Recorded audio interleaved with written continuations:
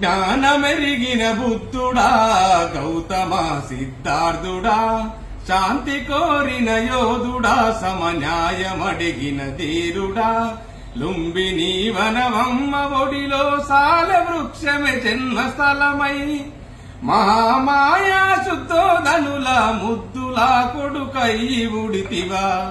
జ్ఞానమెరిగిన బుద్ధుడా గౌతమ సిద్ధార్థుడా, శాంతి కోరిన యోధుడా, సమన్యాయమడిగిన ధీరుడా,